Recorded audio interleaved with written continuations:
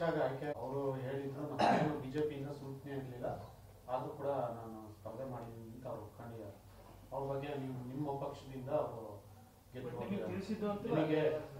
ಇಲ್ಲ, ಅವರು ಪಾಪ ಸದಸ್ಯರಿಗೆ ಪೂರ್ಣವಾದ ಮಾಹಿತಿ ಇರೋದಿಲ್ಲ, ಅವ್ರದ್ದು ತಪ್ಪು ಅಂತ ಹೇಳಲ್ಲ. ಇದು NDA ಅಲಯನ್ಸು. ಇದರಲ್ಲಿ ಈಗ ನಾನು BJP ದಳ ಅಂತೇಳಿ ದೂಷಕ್ಕೆ ಹೋಗೋದಿಲ್ಲ. ಮೈತ್ರಿ ಧರ್ಮ ಅಂತೇಳಿ ಹೇಳಿದ್ಮೇಲೆ ನಾಯಕರುಗಳು ನಿರ್ದೇಶನ ಕೊಡಬೇಕು. ಈಗ ನಾನು JDSನವ್ರು 2-3 ಜನಕ್ಕೆ ಕರೆದು ಓಟ್ ಹಾಕ್ಸ್ಕೊಳ್ಳೋದೇನು ದೊಡ್ಡ ವಿಚಾರನ ನನಗೆ? ನಿಮಗೆ ಗೊತ್ತು, ಮ್ಯಾನಿಪುಲೇಷನ್ ಅವ್ರಿಗಿಂತ ಚೆನ್ನಾಗಿ ಪ್ರೀತಮ್ ಗೌಡ ಮಾಡ್ತಾನೆ ಅಂತ. ಆದ್ರೆ ಮಾಡಿಲ್ಲ ಅಂತೇಳಿ ಹೇಳಿದ್ರೆ ಅದು ನನ್ನ ದೌರ್ಬಲ್ಯ ಅಲ್ಲ, ಅಥವಾ ಶಕ್ತಿ ಇರಲಿಲ್ಲ ಅಂತಲ್ಲ. ನಾವೇನು ಅಂತೇಳಿ ಹೇಳಿದ್ರೆ ಮೈತ್ರಿ ಧರ್ಮಕ್ಕೆ ವಿರುದ್ಧವಾಗಿ ನಮ್ಮ ನಡವಳಿಕೆ ಇರಬಾರ್ದು ಅನ್ನೋದು ಒಂದೇ ಒಂದು ಕಾರಣಕ್ಕೆ ನಾವು ಮಾಡಿಲ್ಲ. ಹಾಗಾಗಿ ಇದ್ರ ಬಗ್ಗೆ ಹೆಚ್ಚಾಗಿ ಇಂಡಿವಿಜುವಲ್ ಕೌನ್ಸಿಲರ್ಗಳ ಬಗ್ಗೆ ಹೋಗೋಕ್ಕಲ್ಲ. ಏನು ಮಾತುಕತೆ ಮಾಡ್ಕೊಂಡಿದ್ವಿ, ಆ ಮಾತುಕತೆ ಮೂಲಕ ನಾವು ಇದನ್ನು ಸರಿದೂಗಿಸ್ಕೊಂಡು ಹೋಗಬೇಕಿತ್ತು. ಮಾತುಕತೆ ಮಾಡದೇ ಇರೋವಂಥದ್ದು ಸಾರ್ವಜನಿಕರಲ್ಲಿ ಭಾಳ ಬೇಸರದ ತರುವಂಥ ಸಂಗತಿಯಾಗಿದೆ.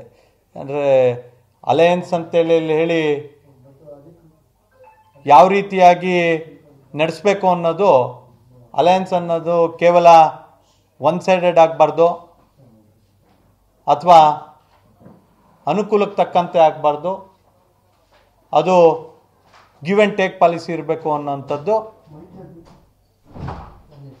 ಪರಸ್ಪರವಾಗಿ ಇರಬೇಕಾದಂಥ ಒಡಂಬಡಿಕೆ ಅನ್ನೋದನ್ನು ಯಾವ ಕಾರಣಕ್ಕೆ ಅರ್ಥ ಆಗಿಲ್ಲ ಅನ್ನೋದ್ರದ್ದು ಸಾರ್ವಜನಿಕವಾಗಿ ಚರ್ಚೆ ಆಗ್ತಿದೆ.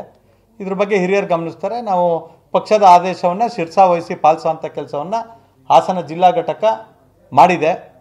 ಉಳಿದಂತೆ ಏನೇನು ವ್ಯತ್ಯಾಸ ಇರುತ್ತೆ ಆ ವ್ಯತ್ಯಾಸಗಳ ಬಗ್ಗೆ ರಾಜ್ಯ ರಾಷ್ಟ್ರೀಯ ನಾಯಕರು ನೋಡ್ತಾರೆ. ನಮ್ಮನ್ನು ಯಾರು ಕೂಡ ಸಂಪರ್ಕ ಮಾಡಿಲ್ಲ, ಆದರೂ ಕೂಡ ನಾವು ಬಿಜೆಪಿಯ ಸದಸ್ಯರನ್ನೇ ಉಪಾಧ್ಯಕ್ಷರನ್ನಾಗಿ ಮಾಡಿ ಮೈತ್ರಿ ಧರ್ಮವನ್ನ ಪಾಲನೆ ಮಾಡಿದ್ದೀವಿ ಅಂತ. ಅದಕ್ಕೆ ಹೇಳಿದ್ನಲ್ಲ, ಸಾಂದರ್ಭಿಕ ಶಾಸಕರಿಗೆ ಸಾಂದರ್ಭಿಕವಾಗಿ ಏನು ನಡೀತಿರುತ್ತೆ ಅನ್ನೋದೇ ಗೊತ್ತಿರಲ್ಲ. ಅವ್ರ ಯೋಚನೆಗೆ ಮೀರಿದ ವಿಚಾರಗಳಿವೆಲ್ಲ.